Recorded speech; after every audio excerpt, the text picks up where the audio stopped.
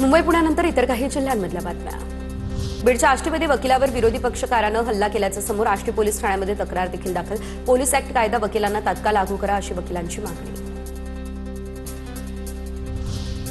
धुळ्यातल्या बाबळे आणि सुखवत जलशुद्धीकरणावरती बसवले जाणार सौर ऊर्जा प्रकल्प पाणी पुरवठा करणाऱ्यांसाठी लागणारी विजेची बचत होणार। सौर ऊर्जा प्रकल्पामुळे महापालिकेचे 50 लाख रुपये वाचणार। नाशिकच्या ऐतिहासिक काळाराम मंदिराच्या अग्निशमन विभागाच्या पाण्यानं स्वच्छता। गुढीपाडव्यापासून सुरू होणाऱ्या रामनवमी उत्सवाची मंदिर स्वच्छ करून तयारी।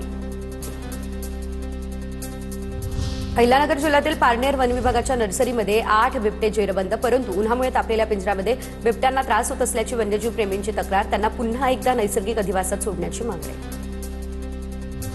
4 कोटी रुपयांची पाणीपट्टी थकवल्यानं परळीमध्ये रोमकार साखर कारखान्याचा पाणी पुरवठा बंद। पाटबंधारे विभागाची ही कारवाई। तरवान धरणातून या कारखान्याला पाणी पुरवठा केला जातो। नागपूरमध्ये 6 वर्षांपासून ग्राउंडेड असलेल्या एअर इंडियाच्या बोईंग 777 या विमानानं पुन्हा घेतली आकाशात झेप। दुरुस्ती आणि देखभाल पूर्ण झाल्यानंतर विमानाचा शुक्रवारी नागपूर ते अहमदाबाद टेस्ट फ्लाईट घेण्यात आली। रत्नागिरी मुंबई ते विजयदुर्ग सागरी रोरो सेवेचा विस्तार होणार। रोरो मार्गावरती 3 नवीन थांबे मिळणार। रायगड जिल्ह्यातील दिघी, रत्नागिरीतील जयगड आणि सिंधुदुर्ग जिल्ह्यातील वेंगुर्ला या ठिकाणी हे थांबे मिळणार। महाराष्ट्र सागरी महामंडळाचा हा निर्णय। मंडाऱ्याच्या कातखेडा या ठिकाणी नदीपात्रात शासनाच्या नियमांची पायमल्ली करत रात्री उशिरापर्यंत जेसीबीद्वारे उत्खनन। मजुरांच्या सहाय्यानं वाळू उपसा करण्याची परवानगी। लिलाव झाले असले तरी मशीनद्वारे उपसा करण्याची परवानगी नाही।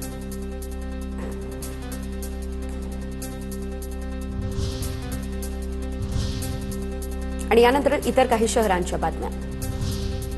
छत्रपती संभाजीनगरच्या गरवारे स्टेडियम आंतरराष्ट्रीय दर्जाचे करण्यासाठी झाडं तोडण्याचा निर्णय। महापालिकेच्या निर्णयाला निसर्गप्रेमी आणि नागरिकांचा तीव्र विरोध। गरवारे परिसरामध्ये वृक्षतोडी विरोधात आजपासून आंदोलन सुरू।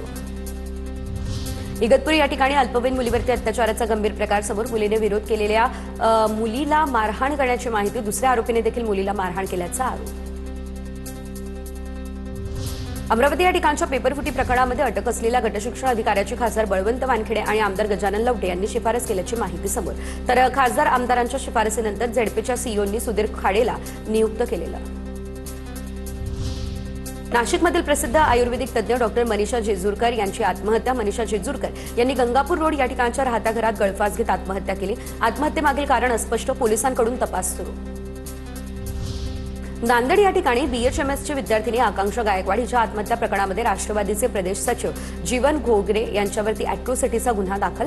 सिडको परिसरातील खासगी हॉस्टेलमध्ये आकांक्षा हिनं गळफास घेऊन आपलं जीवन संपवलेलं। सांगली या ठिकाणच्या अंकलीच्या पुलावरती तरुणाची कृष्णा नदीमध्ये उडी। रमेश पाटील या पोलीस कर्मचाऱ्याच्या तत्परतेने तरुणाचा जीव वाचवण्यात यश। पाटील यांनी कृष्णा नदीच्या पात्रात उतरत बुडणाऱ्या तरुणाला वाचवलं।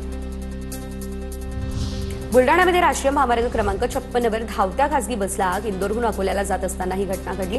सुदैवानं आगीतून 30 प्रवासी वाचले।